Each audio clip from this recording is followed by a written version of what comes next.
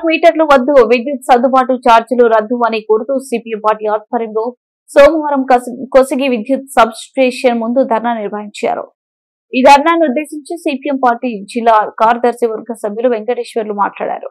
కార్యక్రమంలో CPM party Kosigi మండల నాయకులు రాముడు, వీరేష్, నాగేంద్ర, గోపాల్, చిన్నన్న, పూజారి, శ్రీనివాసులు, వెంకటేష్, బెజప్ప, ప్రజా సంఘాల నాయకులు ఫిలిప్, హనుమేష్, హనుమంతు, కొసిగయ్య, మండలంలోని ప్రజలు తదితరులు పాల్గొన్నారు.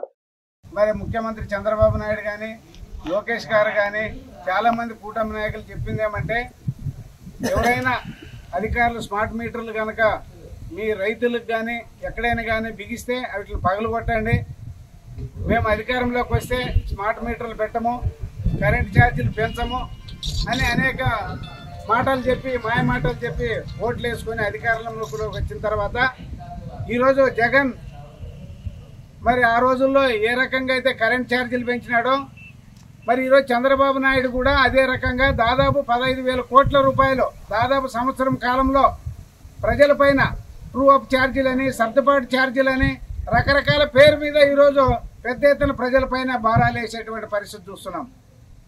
మరి ఇప్పుడు పాత మీటర్ల స్థానంలో మరి కొత్తగా స్మార్ట్ మీటర్లని, అంటే ప్రీపెయిడ్ స్మార్ట్ మీటర్లని ప్రతి ఇంటికి బిగించాలని ఇప్పటికే గృహాలకి, ఇది మామూలుగా వ్యాపార సముదాయాలకి అంటే వాణిజ్య గృహాలకి బిగించినారు, మళ్ళీ ఇప్పుడు మన ఇండ్లకి బిగించాలని కూడా ప్రయత్నం చేస్తుంది.